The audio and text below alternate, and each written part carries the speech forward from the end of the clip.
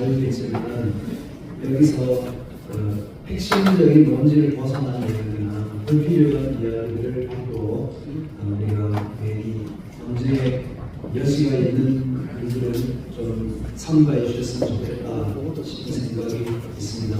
신학교의 분명한 입장에 아닌 글들을 여러분들이 일리로 해석해서 되지 않도록 좀 주의를 주시면 좋겠고요.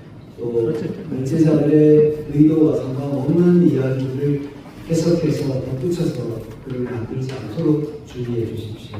부탁드리겠습니다. 누구한테 하는 거예요? 질문이 자꾸 이제 옆으로 뻗어나니까. 그 양해를 구해야지. 그걸 그렇다고 뭐 주의해달라고 그러면 되겠습니까? 주의해 주셔야죠, 당연히. 왜 주의합니까? 기자들이 왜 주의합니까? 본인들이 본인들이 시비를 안 논지에서 걸려야지. 벗어나면, 논지에서 벗어나지 않은 이야기를 하시죠. 그러니까 논지에서 벗어나지 않는 글들을 쓰시라는 이야기예요. 그런 이야기를 하지 마십시오. 논지에서 벗어나지 않는 이야기를 하지 그런 마십시오. 이야기를 나한테 하지 마세요. 저기가 사고 치놓고 왜 나한테 그래요? 정말 참.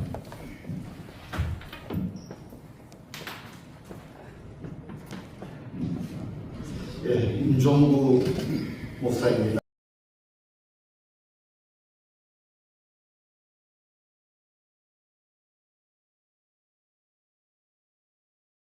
총회부터 지금까지 교단 신학부에서 활동을 했고요. 두 번 교단 신학부 서기를 겸임했습니다. 세계교회 교류협력위원회 위원장을 두 차례 하면서 교단의 여러 가지 배려 가운데 전 세계 장로 교단 총회를 방문하고 또 그들의 신조와 또 정치 또 교회의 모습이 어떠한가 이런 데 대해서 직접적으로 발로 뛰면서 연구할 수 있는 기회가 굉장히 많았습니다.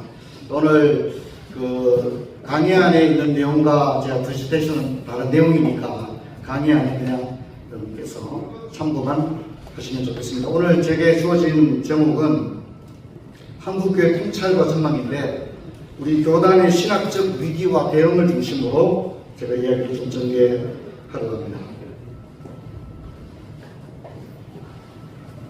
한국교회 현주소에 관한 부분은 최근에 이제 뭐 범교단적으로도 그렇고 우리 교단의 여러 가지 수련회 이런 데서 그 한국교회 전체가 앞으로 어떻게 바뀔 것인가 하는 데 대해서 굉장히 통찰력 있는 강사들이 좋은 강의를 많이 했기 때문에 제가 이렇게 간략하게만 요약을 해봤습니다.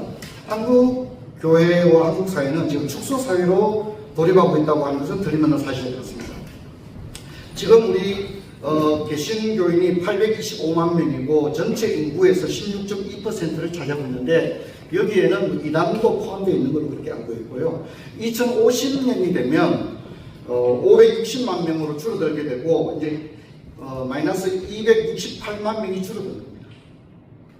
그리고 이제 기독교 인구도 전체 인구에서 11.9%가 되니까 사실상 여기 이단을 빼버리면 10%가 안 될 수도 있다. 이렇게 얘기합니다. 2050년은 사실 멀지 않습니다. 우리 생애 주기에서 2050년 우리와 무관하지 않은 그런 시간들이다 생각됩니다. 한국교회 두 번째 현주소는 비대칭 사회로 돌입하고 있다는 겁니다. 그래서 지금 현재 우리 한국교회 구성원을 보게 되면 어린이 청소년이 13.8%, 또 청년들이 26%, 60세 이상 노인이 28%, 어느 정도는 균형을 가지고 있습니다. 그런데 문제는 2050년이 되면 이것이 완전히 무너집니다. 비대칭, 교회 안에 구성원이 완전 비대칭으로 가게 되는데 문제는 어린이 청소년이 12.5% 줄어들죠. 사실 더 심각한 것은 2030 청년 세대가 16.78% 줄어듭니다. 이래 되면 이제 기독교 정신을 가지고 가정을 꾸리고 아이를 낳고 하는 그런 어떤 의미에서 교회의 근간이 될 만한 세대, 이게 2030 세대인데 2030 세대가 16.79%로 줄어들게 되면 사실 교회 존립이 굉장히 어려워지게 됩니다. 그리고 이제 노인은 굉장히 많아지죠. 60세 이상은 43.9%가 되겠습니다. 기독교 인구를 전체적으로 보게 되면 서울 경인이 지금 60.4%, 지금 현재 60.4%고요. 기독교가 줄어드는데도 경인, 서울은 줄지 않습니다. 오히려 불어납니다. 네, 그래서 2050년이 되면 서울 경인 지역은 64%입니다. 이게 무슨 얘기냐면 2050년이 되면 기독교 인구의 3분의 2가 수도권에서 살게 된다는 것이 나오고 있습니다. 아까 총무님이 설교할 때 경상도 전라도에 있는데 지금 이제 전라도 지역도 기독교 교수에 나쁘지 않습니다만 2050년이 되면 동일한 상황은 아니라는 거죠. 그래서 이것이 단순히 수도권 강일화되는 것이 국가적인 문제뿐만 아니라 우리 교단에서도 2050년이 되었을 때 기독교 인구의 3분의 2가 서울에 집중된다 하는 부분은 좀 연구를 해봐야 될 그런 부분이다 생각되십니다. 한국의 또 하나의 현재는 세속 사회로 빠르게 돌입하고 있다는 겁니다. 결혼 거부합니다. 또 아이를 낳지 않습니다. 그래서 요즘 저도 이제 목회하면서 그런 얘기 합니다. 결혼하면 기적이다. 결혼해서 아이를 낳으면 그것도 기적이다. 그리고 그런 아이들이 교회의 집사가 되는 것은 더더욱 기적이다.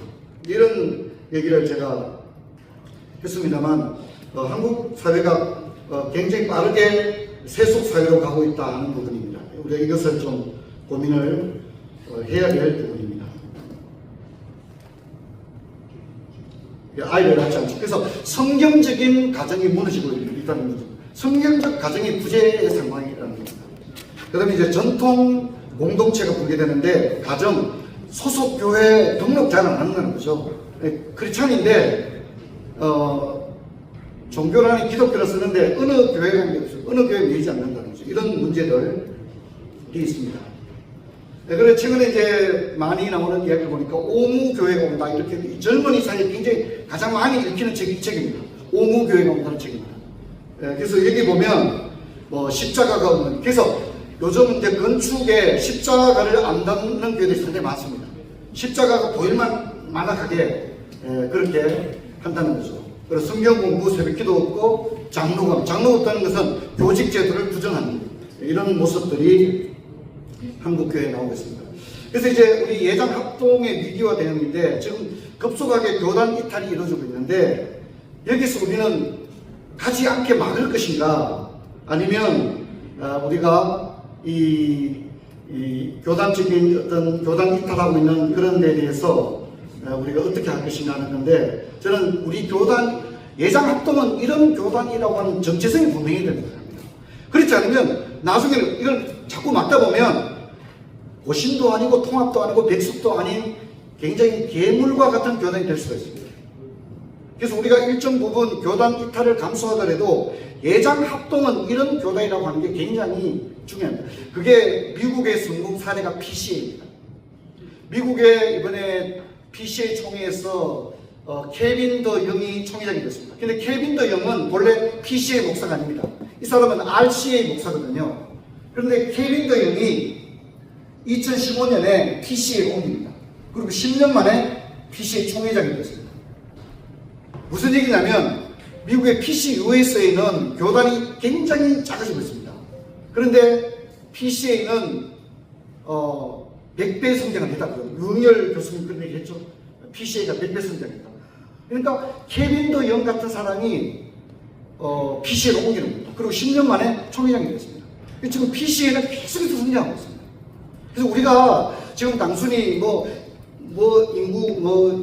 인적 유출이 이루어진다 이런 얘기만 할 게 아니라 예장 합동은 이런 교단이다라고 하는 교단 정체성이 아주 분명히 되지, 여기서 흔들리게 되면 나중에 이건 백습도 아니고 통합도 아니고 기장도 아닌 아주 우스꽝스러운 교단이 될 우려가 있다는 거예요. 오히려 우리 정체성을 잘 지켜나가면 오히려 우리 교단이 외부에서 우리 교단으로 들어오게 된다. 이번에도 강도서 곳이 150명이 외부에서 그렇죠? 네, 들어왔습니다. 우리가 나가는 것만 생각할 게 아니라 많은 사람들이 우리 교단의 보수성의 정체성을 보고 우리 교단으로 들어오고 있다는 사실도 기억을 해야 됩니다. 네, 정통신학이 도전을 받고 있는데 이건 개혁신학으로 대응을 해야 되겠죠. 세속화에 그러면 교단의 투명한 운영이 필요합니다. 그래서 다른 건 모르겠는데 예장 합동교단을 믿을 수 있다. 젊은이들도 나는 예장 합동 소속이고 우리 교단은 깨끗하다. 최소한 한국교회 뭐 여러 가지 말이 많지만 예장 합동 우리 교단 깨끗하다. 이런 것들이 앞으로 우리가 좀 고민을 해야 될 부분이라고 생각합니다. 한국의 장로의 역사에 대해서는 제가 여러 번 강의를 해서 간단하게 했습니다. 여기 이번에 우리 교단이 뭐 선교 140주년 이런 얘기 했는데 이게 굉장히 문제입니다. 분명히 북장로교의 정식 선교사가 알렌입니다. 그러면 원래 우리가 선교 141주년이 됩니다. 제가 이제 역사위원회에도 얘기를 했어요. 왜 140년이냐 그러니까 뭐 아무 얘기를 안 하더라고요. 분명한 것은 복음이 들어온 지 141년이 되었다는 것. 알렌으로부터 선교 기점을 잡아야 된다는 것. 우리가 이런 것들 좀 분명히 할 필요가 있습니다. 여기에서 이제 우리 교단이 나오게 되는데 4개의 장로교회가 전혀 다른 컬러를 가지고 한국교회에 들어오게 되었습니다. 그래서 이제 이 선교사님들이 교계 예양협정을 맺어서 이제 지역을 이게 정해서 선교를 합니다. 북장로가 가장 먼저 들어왔습니다. 그래서 부산, 대구, 안동, 개성, 평양 이런 지역에 먼저 스테이션을 만들었죠. 그리고 이어서 남장로교회, 그리고 호주 장로교회, 캐나다 장로교회가 들어왔는데 남장로교회는 지금의 전라도 지역이죠. 그리고 호주 장로교회는 지금의 고신 지역입니다. 거창, 마산, 통영. 그리고 캐나다 장로교회는 원산, 함흥, 해령에 들어왔는데 이 캐나다 장로교회는 들어올 때부터 자유주의 신학을 가졌습니다. 그냥 보십시오. 여기 원산, 함흥, 해령은 평양에서 가깝습니다. 근데 이때 유일한 신학교가 평양 신학교인데 캐나다 장로교에서는 평양 신학교로 학생들을 보내지 않았습니다. 예를 들어서 김재준 같은 사람이 대표적인 예인데요. 이 사람들이 평양 신학교 가깝기 때문에 갈 수 있는데 아무도 보내지 않습니다. 그리고 바로 어디로 보내냐면 일본으로 유학을 보냅니다. 왜 캐나다 장로교회가 평양 신학교에 목사 후보생들을 신학생들을 보내지 않느냐? 신학이 맞지 않았기 때문에. 캐나다 장로교회는 이미 이때 뭐 아민동 방근주석부터 시작해서 성경 무어를 믿지 않았거든요. 그리고 자유신학을 가지고 있었기 때문에 평양 신학교는 철저히 성경 무어 보수 신학을 가지고 있었죠. 맞지 않으니까 평양 신학교 안 보내고 바로 다 일본으로 유학을 보냈습니다. 자, 그래서 한국의 장자교단 뭐 요즘 말할 때 뭐 장자교단이 뭐 필요 있냐 이런 얘기 할지 모르지만 분명히 장자교단이 누구냐 하는 부분을 좀 생각해 볼 필요가 있는데 한국 장로교회는 1950년도에 교단 분열을 하게 됩니다. 그래서 고신, 기장 그리고 결정적인 것은 59년에 통합과의 분립인데 통합은 WCC 문제로 분립이 되었습니다. 그래서 지금 우리 총회가 지금 이렇게 오늘 2025년까지 존속이 되고 있습니다. 한국 장로교 분열에 의해서 고신은 신앙의 절개를 지켰다고 하는 긍지를 교단적으로 나름대로 가지고 있습니다. 그리고 예장 통합은 장로교의 재산을 다 가져갔습니다. 대구만 해도 계명대학교, 동상대학원 통합이 다 가져갔죠. 서울의 세브란스병원, 숭실대학교 통합이 다 가져갔습니다. 수많은 선교사, 사택, 부동산 다 이 사람들이 가져갔습니다. 우리 총회는 유산이 있느냐? 있다면 무엇이냐? 우리 총회의 정통성은 뭐냐? 여러분 우리는 지금 백석으로 사람들이 빠져나가는 얘기를 할 게 아니라 진짜 우리 교단이 의미가 있는 교단이 있냐? 진짜 우리가 지켜야 될 교단이 있냐? 그렇다면 우리 교단의 정통성은 뭐냐? 여기에 대해서 누구보다 치열하게 연구를 해야 됩니다. 단순히 일어나는 몇 가지 현상을 가지고 우리가 어떻게 백석의 신앙을 따라갑니까? 백석과 우리는 비교 대상 자체가 되지 않는 겁니다. 웨스민스 신앙 고백서가 우리의 정통성입니다. 우리가 신도 개요라고 하는데 선배님들은 이거를 국기 개양식 할 때 개자인 높이 들어 겨냥한다는 의미의 개요를 썼습니다. 여러분 이 웨스민스 총회가 지금 우리가 가지고 있는 헌법이 여기에 모태를 이루고 있습니다. 신앙 고백서가 변천의 과정을 거치게 되는데 우리 헌법은 33장으로 구성이 되어 있습니다. 신앙 고백서가. 그런데 1903년에 신앙 고백서가 수정이 됩니다. 국장로교회가 수정을 하는데 35장으로 바뀌게 되는데 이때 어떤 수정을 하게 되냐면 성경 무호를 포기합니다. 여러분 잘 아는 5번 선언 같은 게죠. 5번 선언. 그리고 보편 구원을 선택합니다. 유기를 없앱니다. 그래서 예정만 있는 거죠. 그러니까 버림받은 사람이 아무도 없기 때문에 모두가 천국에 가게 되는 보편구원을 채택을 이게 34, 35장이 이게 제가 통합적 헌법입니다. 이 통합적 헌법 체계는 신앙 고백서가 나와 있는데 34 우리에게 없는 34, 35장이 나오는데 여기에 사랑의 하나님이 나옵니다. 사랑의 하나님. 그리고 유기가 빠져 있습니다. 유기. 버림받은 사람이 없는 것이고 선택된 사람이 있는 것이고 이게 통합의 신앙 고백서입니다. 이게 1903년 북장로교회가 신앙 고백서를 수정할 때 일어난 일입니다. 그리고 이들은 그 이후에도 1967년에는 새 신앙 고백서를 만드는데 여기는 이 바르멘스라든가 삼위일체 성경 우호는 단어 자체가 없습니다. 대열이 문답을 다 폐기해버렸고요. 성자의 양성교리를 대기하고 보편구원서를 채택을 했습니다. 이것이 통합의 모습입니다. 자, 여러분 이게 미국에 어떤 영향을 미치냐면 1903년에 북장로교회 언더우드를 보냈던 북장로교회가 신앙 고백서를 수정을 해버렸어요. 근데 1903년이 문제가 뭐냐면 아직 조선 땅에는 목사가 생기지 않았을 때였다는 거예요. 자, 그리고 보십시오. 남장로교회를 보면 1942년도에 신앙 고백서를 수정합니다. 그 말은 뭐냐면 1907년에 조선의 목사를 청문회 세워서 시치를 할 때에 북장로교의 신조를 가져올 수가 없는 거예요. 왜냐하면 자유주의 신학이니까. 그래서 남장로교의 신조를 가져오게 됩니다. 여러분 우리 헌법은 북장로교의 헌법이 아닙니다. 남장로교의 헌법으로 되어 있다는 것을 여러분 잘 아셔야 됩니다. 그런데 언더우드라든가 지금 이게 언더우드인데요. 네, 언더우드죠. 그럼 이 사람이 누구냐면 곽알련입니다. 곽알련. 우리 헌법은 곽알련이 다 만들었습니다. 1907년 동로의 헌법, 1912년 총회 헌법, 1922년 가장 완성된 형태의 우리 장로교 헌법 모두가 곽알련이 만들었습니다. 근데 이 두 사람의 공통점이 뭐냐면 북장로교에서 있었던 거예요. 근데 이들이 1907년에 우리의 7명의 목사를 세울 때에 헌법을 자기들이 소속된 북장로교의 헌법을 안 가져옵니다.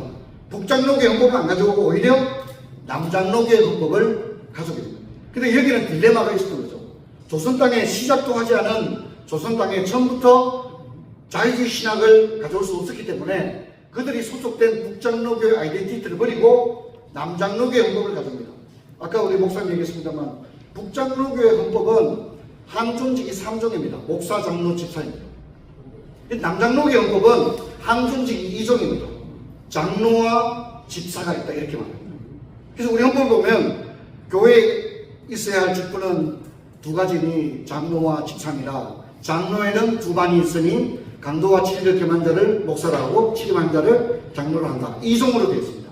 이게 남장로교를 가져온 거예요. 왜 그렇게 했느냐? 그것은 북장로교회가 1903년에 신앙고백서를 자유주의 신학의 신앙고백으로 수정했기 때문에 불가불 그렇게 합니다. 그래서 아까 말씀드렸던 여기 이제 이 눌스가 나오는데요.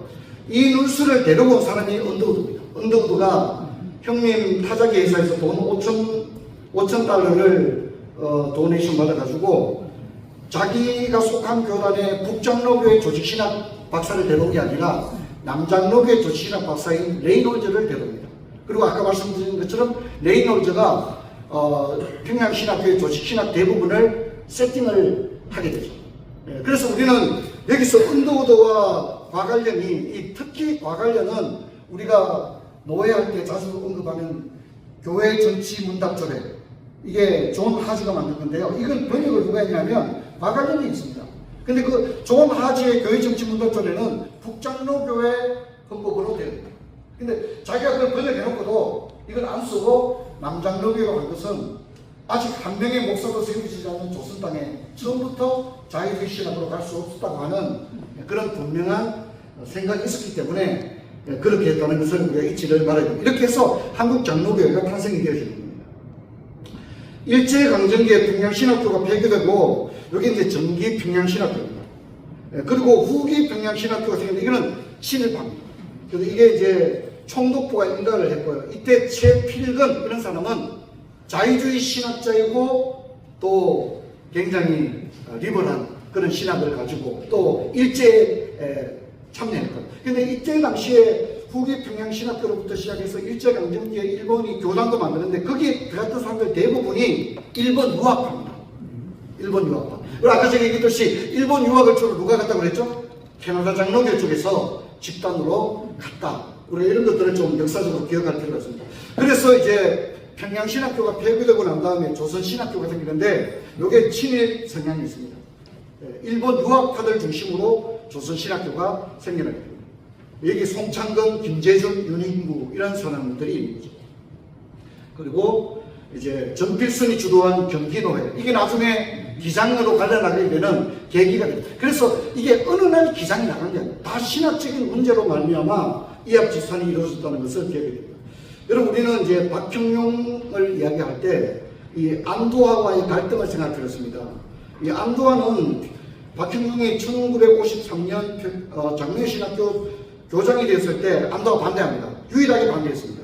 안도화가 누구냐면 대구면 계명대학교 채플이 아담스 채플을 합니다. 그 아담스가 안도화입니다. 그런데 이제 안도화가 뭐랬냐면 신학교를 박형용한테 줄 수 없다. 아예 딱 노골적으로 해요.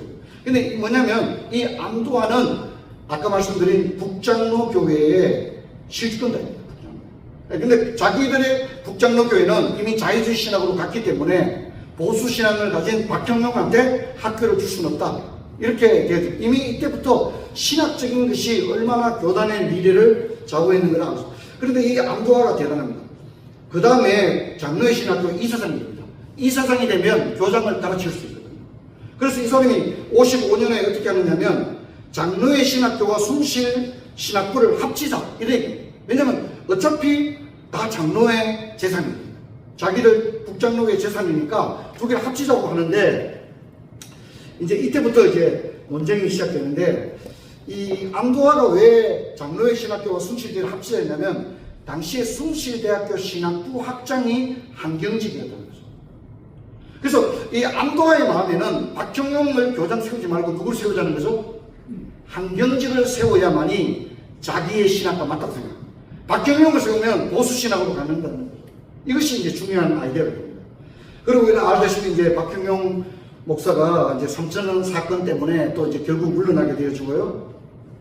이제 이렇게 해서, 여러분 알다시피 44회에 경기노회 총계 문제로 이제, 기장이 이제 갈려지게 되는 이제 그런 문제가 생기게 됩니다. 그리고 통합과 이제 예장 활동이 이제 갈라지게 되고, 그래서 이게 보게 되면 연동교회는 전필순 경기노회 계열의 사람들이 다 모였습니다. 그리고 박형용계의 사람, 이때는 합동통합이라는 말이 없고 한경직계, 박형용계 이렇게 불렸습니다. 그래서 박형용계에는 남장로계 선교사 2명 정도가 참여한 걸로 알고 있습니다. 그러니까 아까 나왔던 북장로계, 남장로계, 호주, 캐나다가 모두가 한경직 편을 들었다는 거죠. 그 이유는 왜 그렇습니까? 한경직이 좋아서가 아닙니다. 이미 그때 당시 신학은 자유주의 신학으로 다 가버렸기 때문에 자신들의 신학적 코드가 맞는 한경직 편을 일일이 선택합니다. 물론 이제 3번의 교단 통합 시도가 있었지만 결국은 안 되고요. 1960년 제45회 총회 성동교에서 모였는데 이때는 북장로계, 남조, 호주, 캐나다 한 명도 우리에게 안 옵니다. 누가 오느냐면 OPC, CRC만 우리 총회에 인사로 해외 교회에서 왔습니다. 그리고 우리가 고려파와 합쳤기 때문에 교단 이름이 이때부터 합동으로 불리게 되었습니다. 박형용과 한경직. 우리는 이제 대체로 그 한경직에 대한 연구는 굉장히 청렴한 목회자이다. 그리고 한경직의 하나의 아이콘이 뭐냐면 굉장히 반일, 반공에 대한 생각이 있었습니다. 그래서 그것이 굉장히 부각되지 한 번도 한국 사회에서 한경직의 신학에 대해서 다루는 것을 거의 보지 못했습니다. 사실 그러나 합동과 통합이 갈라지고 재산과 통합이 다 가지게 된 결정적인 배경에는 박형용과 한경직의 신학의 차이가 있었다는 것을 우리 잊지 말아야 됩니다. 두 사람 다 브리스번에서 옵니다. 근데 박형용은 친내천파. 하지만 한경직은 내천 아저씨의 대표적인 반내천파였습니다. 그게 뭐냐면 한경직의 신학을 우리에게 이야기하는 거다. 그리고 이러면 잘 아는 대로 한국교회 문제가 되었던 아빈동 당근 주석 번역에 김춘배, 송창근, 김재준, 한경직 33명이 참여합니다. 이 사람들 대부분이 일본 유학파입니다. 그리고 캐나다 장로교회 베이스를 가지고 있습니다. 그러니까 이미 이때 사람들이 우리 박형종과는 하나 될 수 없는 그런 상황으로 전개가 되고 있었습니다. 이 신앙고백서가 1903년이 바뀌면서 한국에는 어떤 영향을 한번 봅시다. 우리 1647년 신앙고백서, 물론 미국에 가서 몇 가지가 바뀌지만 근본적인 건 바뀌지 않았죠. 그래서 이것을 오리지널을 그대로 가지고 있는 교단이 합동입니다. 우리는 12신조, 신앙고백서, 대의문답, 소유문답을 오리지널 그대로 가지고 있는 유일한 교단이 우리밖에 없습니다. 그리고 합신이 그대로 가지고 있습니다. 자, 그럼 통합은 어떻습니까? 통합은 1903년 수정신앙고백서를 가져왔습니다. 그리고 이 사람들은 12신조도 바꿨습니다. 대요리를 다 폐기했습니다. 우리도 여성 안수 얘기가 나오는데요. 여성 안수를 한 순간 우리가 임직할 때 웨스턴 신앙고백서와 대소요리 문답이라는 말을 썼었습니다. 통합이 본래는 우리하고 목사 서약이 똑같았습니다. 임직 서약이 웨스턴 신앙고백서 대소요리 문답이었어요. 근데 통합이 여성 안수를 하면서부터 대요리를 빼버리고 서약을 합니다. 웨스턴 신앙고백서와 요리문답은 이렇게 대요리를 뺐습니다. 백석도 여성 안수를 하면서 대요리를 다 폐기했습니다. 그리고 미국의 PC USA도 다 대여비를 없앴습니다. 왜냐하면 여성 안수를 하면 대여비를 할 수가 없는 거예요. 158문이 할 수 없도록 되어 있어요. 그래서 대여비를 빼버리는 굉장히 그래서 제가 이제 그 한국 장로교회 헌법 100년 연구를 좀 하는 동안에 통합의 목사 서양문이 계속 바뀌었습니다. 계속 바뀌었습니다. 그런데 특징이 뭐냐면 대여비를 없애게 되었다는 거죠. 여러분 고신은 어떻습니까? 고신도 1903년 수정신앙고백서를 썼습니다. 그래서 고신이 보수라면 수정하지 말고 오리지널을 써야 되는데 수정을 쓰는 거예요. 그래서 여기에 대해서 고신 측에서도 반발이 있었습니다. 그래서 몇 년 전에 고신총회에서 신앙고백서를 수정신앙고백서를 쓰지 말고 1647년 합동측과 똑같은 신앙고백서로 환원하자, 이 안이 총회에 올라왔어요. 근데 문제는 뭐냐면 우리 교단도 마찬가지입니다만 우리는 교단이 시간이 흐르면 흐를수록 총대들은 점점 어떻게 됩니까? 젊어집니다. 고신도 마찬가지입니다. 젊은 소장파 총대들이 계속 교단에 나오다 보니까 그 아젠다가 올라갔지만 표결에서 바꾸지 않고 1903년 수정신앙고백서 그대로 쓰자로 결정이 돼서 그렇게 써있습니다. 여러분 굉장히 심각한 문제이죠. 또 특히 고신은 12신조 자체를 폐기를 해버렸습니다. 여러분 통합은 이렇게 신앙고백서만 바꾼 게 아니라 12신조도 바꿨습니다. 이게 이제 우리 12신조입니다. 12신조 12번 최후심판인데 여기 보면 믿는 자와 믿지 않는 자에 대해서 이야기합니다. 오직 믿지 아니하고 악한 일을 행한 자는 정죄를 받아 형벌을 받는다. 이게 이제 지옥 간다는 얘기죠. 근데 문제는 통합적 신조입니다. 지금 제가 가지고 있는 게 통합적 헌법인데 한번 시간 나는 분들은 통합적 헌법 한번 보시기 바랍니다. 통합적 12신조 12조를 보게 되면 지옥에 가는 걸 빼버렸습니다. 믿는 자가 천국에 간다만 남겨놓고 아까 제가 표기했던 이 부분들을 빼버렸습니다. 여기 나오는 요 주황색으로 표기된 요 부분은 일 거예요. 근데 요 부분을 앞에 거는 그대로 놔두고 통합측은 믿지 아니하고 악한 일을 행한 자가 정죄를 받아 지옥에 가게 되는 요 부분을 빼버렸습니다. 그래서 지금 없습니다. 통합적 12신조에는 우리가 신조가 같은 게 아닙니다. 통합적 12신조에는 지옥이 없는 거예요. 왜 없느냐면 신앙 고백서에 지옥이 없기 때문입니다. 신앙 고백서에서 유기를 없애버렸거든요. 그리고 보편고스를 채택하니까 신앙 고백서하고 12신조가 따로 가면 안 되니까 12신조에서도 지옥을 없애버립니다. 이게 통합의 12신조입니다. 그럼 여기까지 지금 가 있는 겁니다. 그 세계 장로교회 현황을 보게 되면 이제 WRF 우리 교단이 가입되어 있습니다. 미국 PCA, 합동, 브라질 장로교회, 호주 장로교회, 남아공 기업교회가 여기에 가입되어 있는데 이 지금 현존하는 세계의 가장 보수 교단입니다. 이 교단 특징은 당연히 WCC를 반대합니다. 이번에 이제 2년 전입니까? 그 WRF 이사회가 한국에서 열렸습니다. 그래서 우리 스테이트먼트를 만들면서 유럽 쪽에서, 스코틀랜드 쪽에서 온 총 이사들 중에 에큐메니칼이라는 단어를 넣자는 안이 있었어요. 에큐메니칼. WRF 스테이트먼트에 에큐메니칼이라는 단어를 넣자 이런 안이 있었는데 저희 합동과 브라질 장로교단 PCA가 반대했습니다. 에큐메니칼이라는 단어 자체를 우리 쓸 수 없다. 아멘. 굉장히 중요한 얘기입니다. 에큐메니칼이라는 단어를 쓰는 것조차 우리는 허용할 수 없다. 스테이트먼트에 이 단어 자체는 우리는 못 쓰겠다. 근데 스코틀랜드에서 넣자고 했어요. 그런데 미국 PCA, 브라질, 그 다음에 우리 합동 측이 반대했습니다. 에큐메니칼 단어 자체를 받아들일 수 없다.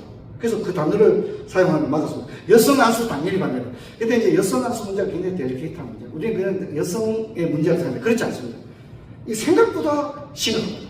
단순히 여성의 문제보다 더 많은 것을 함의하고 있다는 것들을 아셔야 되는데 이따가 얘기하겠습니다. 당연히 동성애 반대하고요. 자, 요 교단의 특징이 뭐냐면 33장으로 된 웨스트민스터 신앙고백서 원형을 그대로 가져갑니다. 미국 PCA 다 맞죠. 요게 공통점입니다. 자, 그러면 다른 쪽은 어떻습니까? 요게 이제 WCRC가 WCC하고 더블 멤버십을 여기가 다 WCC라 생각하면 됩니다. 미국의 PCUSA, 그 다음에 한국의 백석 통합 기장이 여기에 소속이 되어 있습니다. 이 사람들 특징이 뭐냐면 WCC를 받아들이죠. 그 다음에 보편구원서를 받아들이죠. 그 다음에 성경구호를 폐기했습니다. 공식적으로 폐기했습니다. 그 다음에 여성 안수를 한다는 공통점이 있습니다.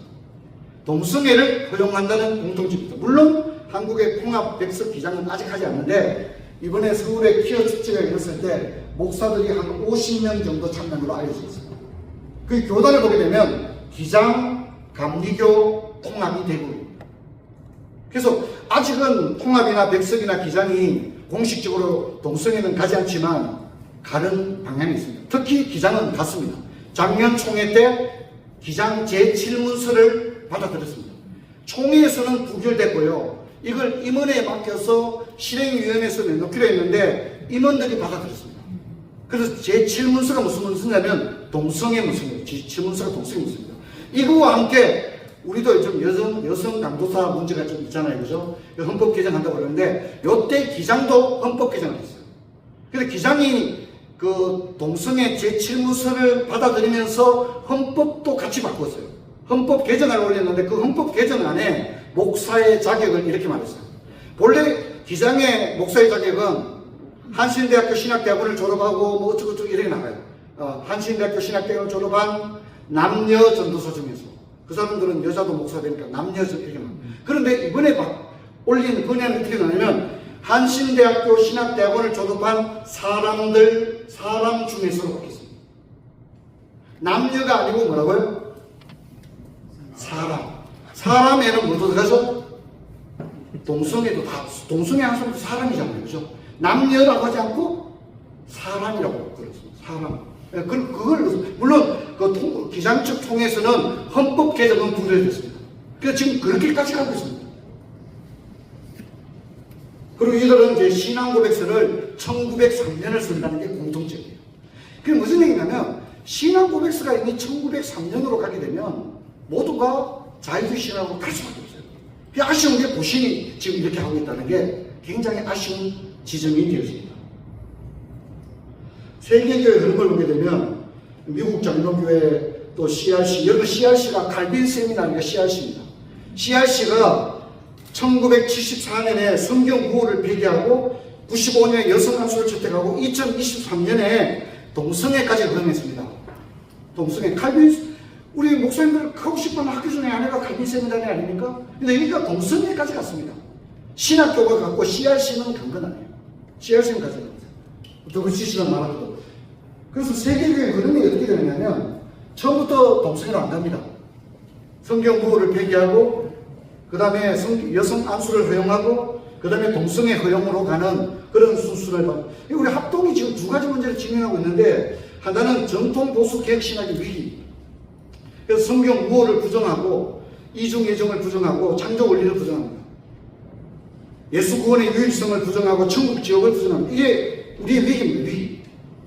뿐만 교회 안에 세속주의가 몰려오고 있습니다. 보통 심각한 문제가 아닙니다. 여러분 세속주의의 특징이 뭐냐면 한번 받아들이면 쫓아낼 수가 없어요.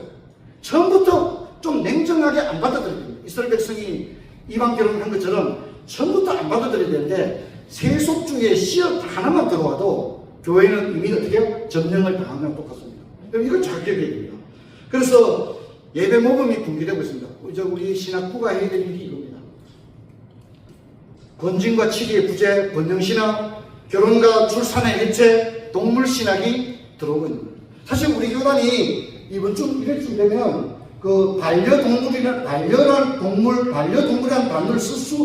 용어를 쓸 수 없다는 걸 교단적으로 결의를 해줘야 됩니다. 그리고 동물에 대해서 우리가 어떤 입장을 취할 것인가. 애완동물이 죽었을 때 장례식을 하고 막 이렇게 하는데 교단적인 지침이 전혀 없습니다, 지금. 그래서 성도들이 반려라는 말을 쓰는 거예요.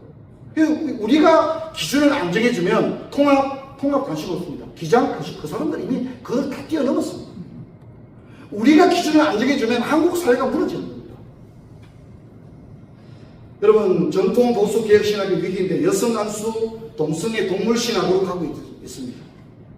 여러분, 이번에 트럼프가 대통령이 되고 그 취임 예배를 드렸는데 미국 성공회 예배당에서 예배를 드려서 여자 사제가 주관을 했죠. 끝나고 난 다음에 트럼프가 굉장히 안 좋은 얘기를 많이 했는데 그 이유는 뭐냐면 미국 성공회는 동물들한테, 그러니까 애완동물한테 세례를 주고요. 더 중요한 건 뭐냐면 미국 성공회가 애완동물들을 성찬식에 참여를 시킨다는 겁니다.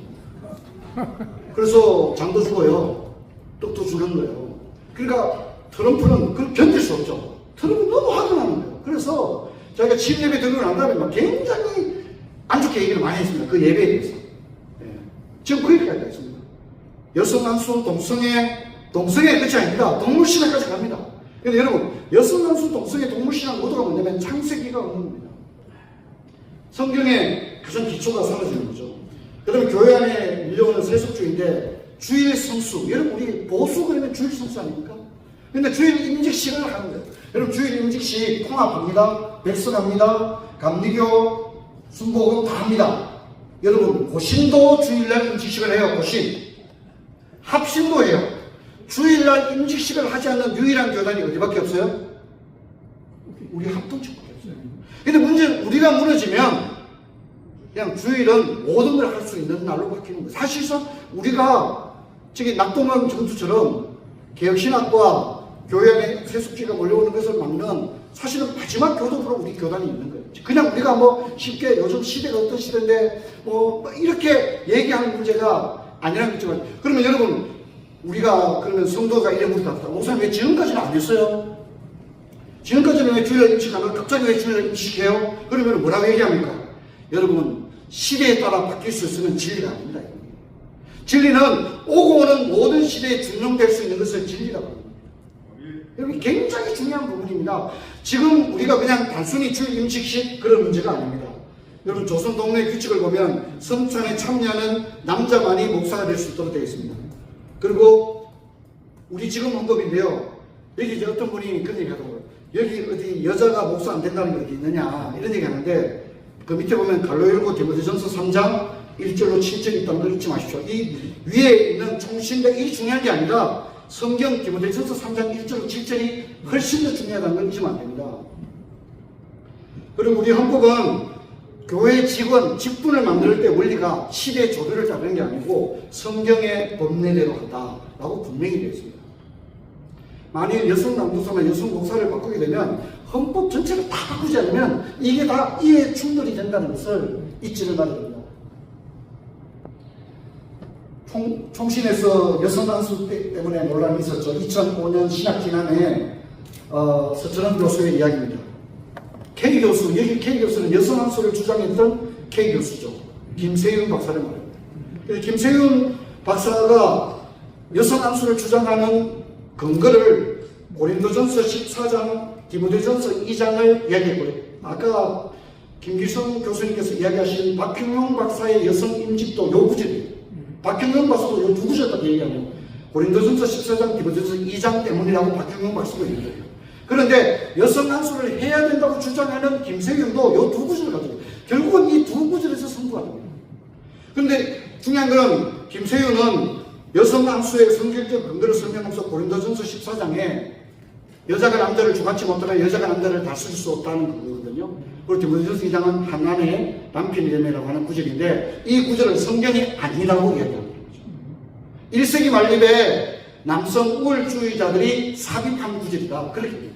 근데 여러분 이건 김세윤만 이렇게 말하는 게 아니고요. 여러분 목사님들께서 최근에 발행된 현대 주석들을 보면 고린도전서 14장, 디모데전서 2장부터 펴보십시오. 다 똑같이 김세윤하고 다 똑같이 얘기합니다. 본 구절은 성경의 정경성을 의심받는 구절이므로 다른 말로 뭐죠? 성경이 아니라는 거죠. 그러니까 심지어 많은 주석들이 성경 주석을 생략하고 넘어갑니다. 왜? 성경이 아니니까 주석할 필요가 없다고 디스를 하고 넘어가고. 이게 현실입니다. 그러니까 아까 제가 CRC가 칼빈 세미나리 미국 기독 교단이 그 여성 안수를 했을 때 미국의 네파라고 하는 개주입에서 CRC를 바로 회원 제명을 했거든요. 그럴 때 여성 안수 했다고만 제명한 게 아니에요. 이 사람 미국 사람 이래서 합니다. 잘 보십시오. 미국 사람들은 여성 안수를 하는 순간 이 사람들은 여성 안수뿐만 아니라 성경의 무호를 어떻게 해요? 믿지 않는 사람이라고 똑같이 생각합니다. 그러니까 바로 회원 제명을 하는 겁니다. 여러분 리그렌이 작년에 미국 남측리교 교단에서 여자 부목사 세웠다가 좀 봐달라고 하면 얘기했거든요. 근데 어떻게 됐죠? 리그렌의 세대백교회 남측리교 교단은 어떻게 됩니까? 총회 현장에서 즉시 회원 제명됐습니다. 그 사람들은 단순히 여자 보고 설교회가 여자가 목사 되고 가운 입고가 아닙니다. 여자 목사라고 하는 것 자체가 여기 김세윤이 이야기한 대로 성경의 무호를 어떻게 해요? 믿지 않는 게 되죠. 어디까지는 성경이 아니라고 이야기하는 거예요. 이게 바로 가장 심각한 문제입니다. 저는 우리 한국에서 동성애는 모두 다 반대하는데 여성 안수를 이야기할 때 왜 이런 레퍼런스가 뭔지에 대해서는 이해가 좀 낮은 것 같아요.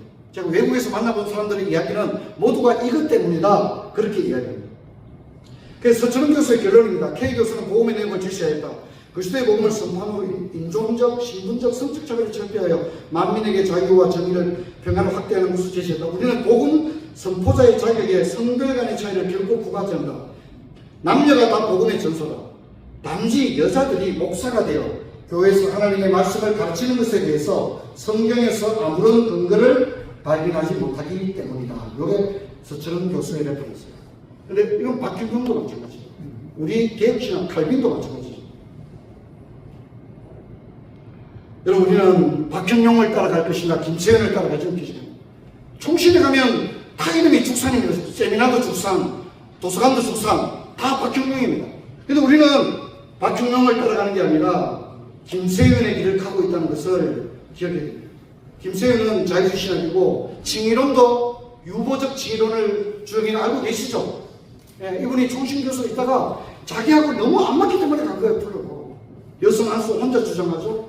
칭의론도 유보적 칭의론, 우리 전통적 칭의론이 아니에요. 그러니까 떠난 겁니다.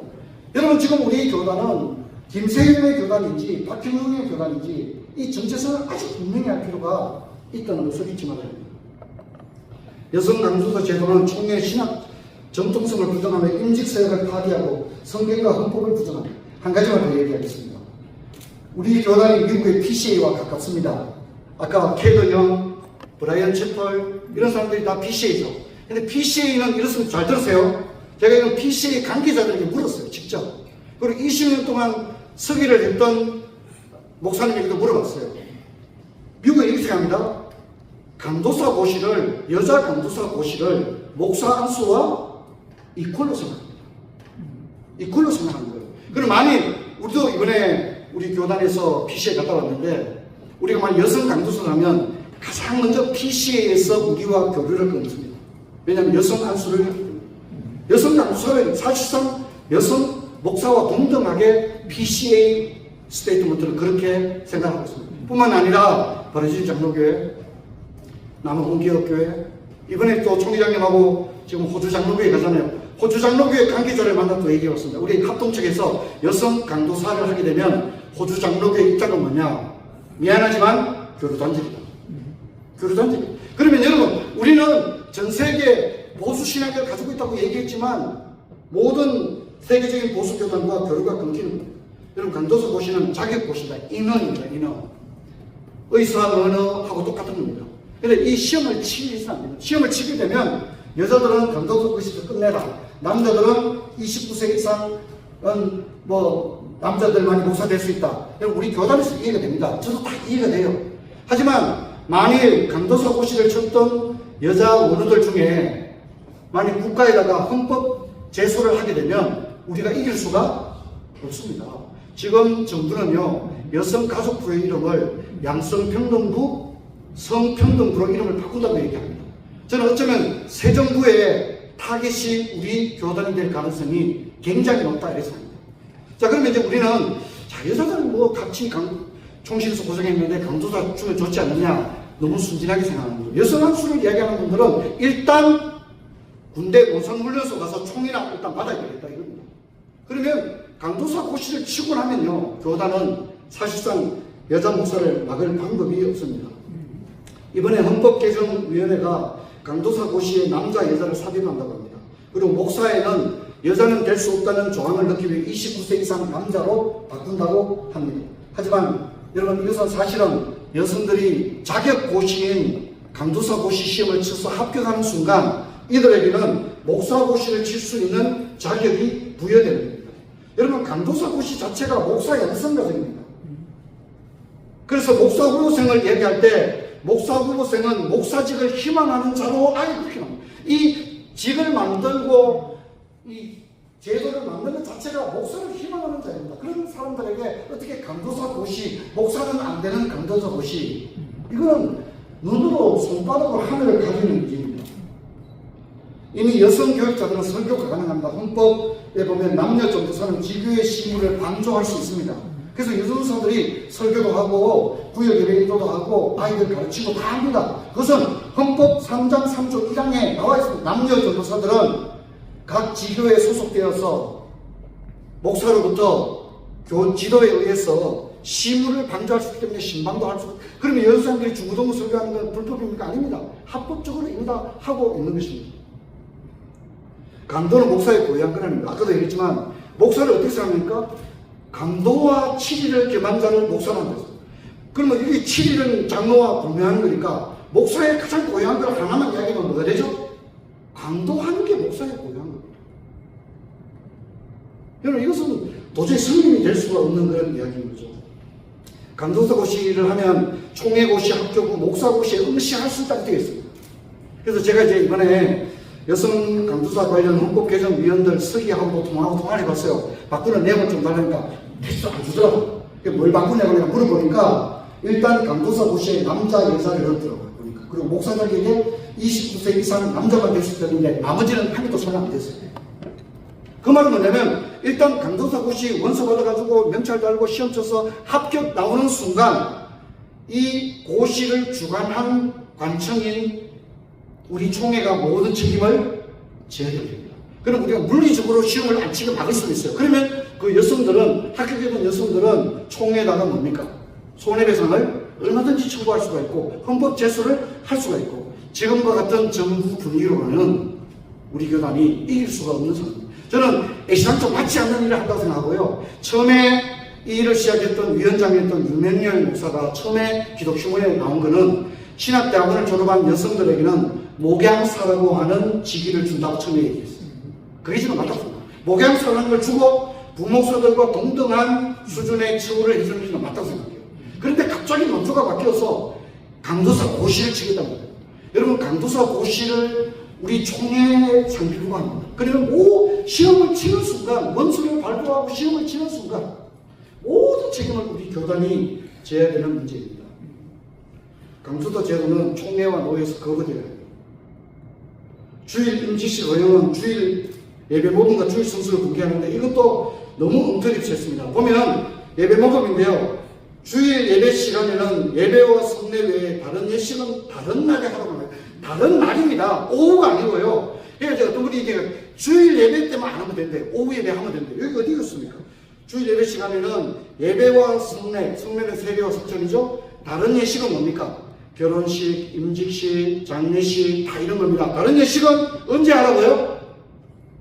다른 날입니다. 주일이 아닌 다른 날에 하되 가급적 간단히 해라. 그렇게 나와 있습니다. 근데 여러분 이게 지금 우리 총회도 얼마 전에 주일날 교단 행사를 했습니다. 막 전국에 나가고 상도 받고 그거는 안 됩니다. 토요일 얼마든지 할 수 있지 않습니까? 여러분 이거 하나 받아들이면요, 이렇게 주일날 음식식 하게 되면 결혼식 하지 말란 법도 없고요, 장례식 하지 말란 법도 없는 겁니다. 다 똑같은 내용이에요. 여러분 이걸 별거 아닌 걸 생각하시면 안 됩니다. 그리고 이게 보면 헌법을 보면 이렇게 예배 모범 변경도 헌법 수정 사항이거든요. 그러면 이걸 결의하려고 그러면 헌법 수정을 해야 되는데 총회에서 두드리고 끝나버렸어요. 그래서 제가 보니까 전라도 지역에 전주 지역에 어느 노회를 가니까 주일날 총회에서 결의했다고 주일날 임직식을 하더라고요. 이거는 그냥 결의사항이 아니라 헌법 개정사항이에요. 여러분 헌법에는요, 헌법 건증절에 있는 예배법원 대수 이런 신조도 있잖아요. 신조가 더 바꾸게 어려워요.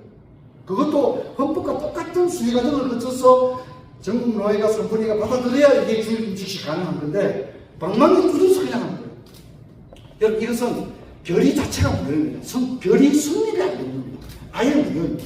그리고 우리 교단이 이런 거 하나 받아들이면요, 주일날 못할 게 하나 없습니다. 담임 목사님 8순 예배도 드릴 수 있어요. 원로 목사님. 그렇잖아요. 다 할 수 있죠. 왜 못합니까? 못한 레퍼런스를 낼 수가 없어요. 여러분 지금 우리나라에서는요, 합동청만이 주일날 임직식을 안 해요. 고신, 합신, 통합 다 합니다. 우리가 무너지면 교회 안에 세속주의가 들어오는 것은 시간 문제다 하는 것을 기억해야 됩니다. 헌법 축식제도 다른 나라로 많습니다. 다른 날입니다. 여러분 저는 이제 110회 총회가 다가오고 있는데요, 여성 강도소 제도는 여러분 여성들의 사역 환경과 처우는 전격적으로 개선해서 타교단에 오히려 탁월한 여성 사역자들이 합동교단으로 오도록 하는 정도의 그걸 저는 만들어야 될 것 같습니다. 네, 그리고 주일 임직식은 이게 결의 자체가 무효입니다. 헌법 사항인데, 그래서 이것도 거부돼 헌의가 올라가 있으니까 그때 결의가 성립되지 않은 것으로 정리가 되면 바로 잡아줄 수 있을 것이다, 그렇게 생각합니다. 존경하는 신학부원 여러분, 저는 우리 총회의 정통성을 지키고 세속주의를 맞지 않으면 다음 시대에 건강한 교단을 물려줄 방법이 없습니다. 저는 이걸 하는 것은 노무축부가 하는 게 아니라 신학부가 안 하면 주관부서가 없습니다.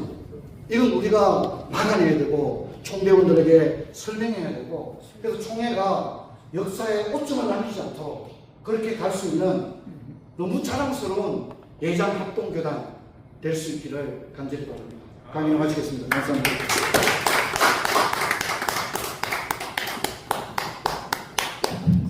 질의 한번 예, 말씀하십시오. 합동투데이 김성윤 예. 기자고요. 지금 강의하신 게 신학부의 입장인지 아니면 교수님의 예. 주장이신지 그 구별을 해주십시오. 저는 신학부원이 아닙니다. 그 작년에 총대도 아니었고요. 저는 이제 그냥 강의한 거죠. 세미나 특강을 그러니까 신학부의 의견이 아니고 제 의견입니다. 그다음 제 의견입니다. 요 분이 먼저 질문을 주세요. 여자 목사 질문을 사랑버스 편집국장 김봉래입니다. 예. 김봉래 목사입니다. 아, 예. 저기 예수님께서 십자가 달려 돌아가시고 예. 부활하실 때 요거는 목사님 부활하실 죄송합니다. 때 가장 먼저 여성에게 예, 보시면서 맞습니다. 가서 전하라 예, 말씀하셨는데 요거는- 그 건에 대해서 묻고 싶습니다. 질문을 받을 수 없으면 죄송합니다. 다음에 끝나고 나서 돼 있어. 죄송합니다. 예, 맞습니다. 김재준, 박형용과 한경직. 한경직에 왜 박형용이를 따르지 않고 한경직을 많이 따랐느냐? 김재준과 박형용이를 중에서 왜 김재준을 많이 따르고 박형용을 따르지 않느냐? 그것은 신학적인 문제가 아니고 예. 오히려 인간적인 문제다. 예. 소통의 문제다. 예. 아까 박은서 예. 목사께서 예. 뭐라 그랬냐면 주의해달라고 그래요. 그래 양해를 구하고 이해를 구해야 되는데 신학을 가졌다고 해서 이렇게 요거는 제가 전하겠습니다. 예, 제가 답변하겠습니다. 아니 이렇게 너희 주의해라 그러면 이게 신학을 가진 자의 합당한 처사이지 신학을 가진 자는 그렇게 말하는 게 아니거든요. 예, 알겠습니다. 예. 제 동기가 신학교 예. 통신대학교 신학대학원에서 강의하고 있는데 나는 그 친구가 신학을 가지고 한 번도 행복한 얼굴이 없어요. 예. 나는 여러분들이 정말 신학을 가지고 행복한 사람이 됐으면 좋겠어요. 예, 알겠습니다.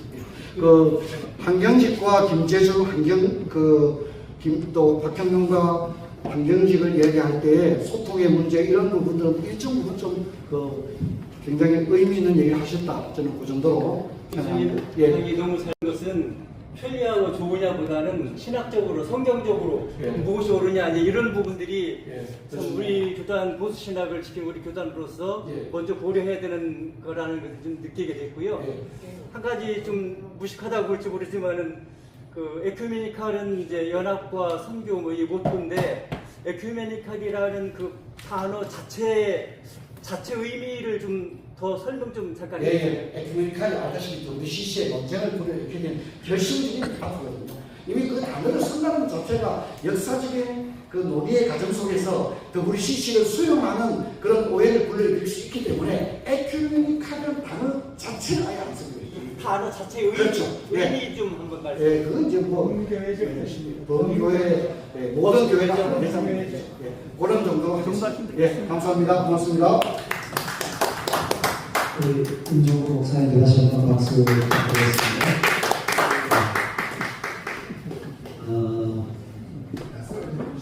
질문이 있는데 오늘 지금 강의하신 내용이요.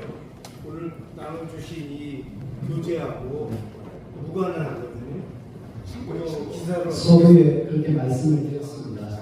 예. 그리고 아까 저 뒤에 어떤 분이 이제 제 이름을 언급하시면서 말씀하셨는데 제가 의도한 내용하고 본인이 이해한 거하고 다릅니다.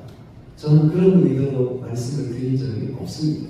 첫 번째 나왔던 질문에서 약간이 좀 옆으로 크게 나기 때문에 좀 그런 부분에서 스스로의 자의적인 생각들을 조금 더 자제하시고 좀 주의해 주십시오 하는 그런 차원에서 하는 이야기이지 일방적으로 그렇게 말씀하시면 오해의 소지가 있게 되는 거죠. 신학부에서 예. 이게 이제 지금 오늘 말씀하신 것은 논란이 있잖아요. 예.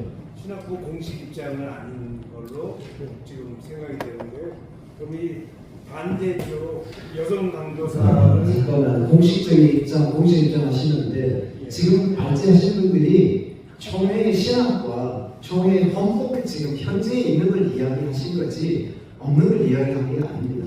그러니까 입장이 다른 쪽에 입장이라는 건 신학부 입장은 총회 헌법과 총회 신학의 기존에서 신학부가 있는 거지 신학부가 총회 헌법이나 총회의 어떤 그 기조를 바꾸는 입장이 아닙니다. 신학부는 총회 입장을 따라가는 거죠. 여성 강도사 관련해서 예. 이미 총회에서 결정이 됐고 또 절차가 진행되고 있는 과정인데 반대하시는 발제가 신학부의 결정이 끝난 게 아니니까 아직 진행 중의 사안이기 때문에 그렇게 말씀하실 거예요. 이 반대에 대한 발제에 계획이 있으신지에 대해서 제가 여쭤볼게요. 없습니다. 다른 계획은 없고 없습니다. 이 발표만으로 한 일방의 발표 진행되고 있는 사안이 총회에서 다시 결정되기 전까지는 계속 프로세스가 지금 진행되고 있는 중이기 때문에 신학부에서 또다시 그쪽 입장을 언급할 이유는 반대 없습니다. 입장에서는 지금 반대. 찬성 입장에서는 말씀이 주셔서 여쭤보는 거예요. 언론으로 궁금하니까 그런 계획은 아직 없다. 없습니다. 예. 자, 우리 점심시간이고요. 오늘 점심은 도시락을 준비했습니다. 좀 불편하시지만 좀 맛있게 드셔주시고 1시에 신임위원회를 그렇게 하겠습니다.